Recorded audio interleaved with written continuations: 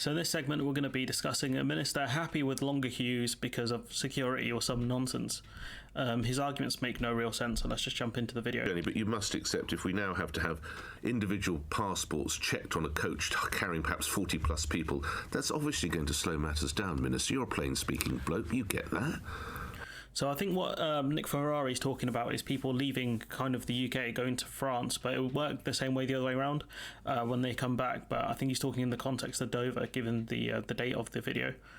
I think what we want to see, as far as possible, is proper protection of our borders. And indeed, and I as think a result of Brexit, we have to look at 40 different passports, don't we?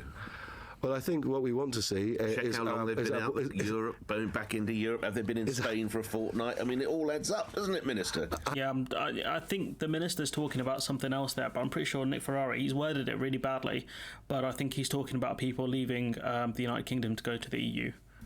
I want to see our borders under control, and if that means checking individual passports, I think that's a sensible thing that most members of the public and listeners to your show, Nick, would expect the government to do.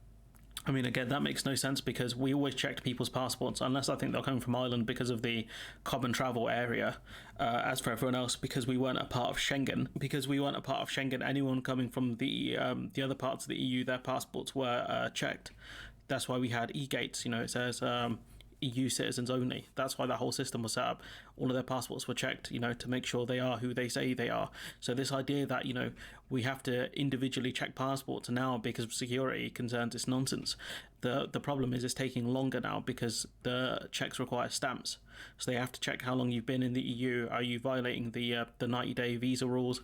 All of this kind of stuff. So his arguments, make no sense. And, we've covered this guy before, Richard Holden, the minister, and he's just full of nonsense, honestly. He's a true Tory stooge, like my local MP, Michael Ellis. And this is the roads minister here, there are massive delays at Dover Port in and around the area because of Brexit, and it's happening, every year. It's going to keep happening because it's just the nature of the beast, where the passport checks take around, I think, 2 to 4 minutes, and it's not the fault of the French, it's the fault of us for doing Brexit, and also not increasing the amount of staff there, because obviously that costs France money to put up border staff there, so we could pay the French to put up more staff, but also we haven't expanded the port either, which means that the limited capacity that we do have is just a further bottleneck. So this guy here is just, what a joker, honestly. And I think Nick Ferrari does a poor job here, a really poor job, because he doesn't clarify what he's asking about, because it's not the clearest. What Nick Ferrari should be talking about is the delays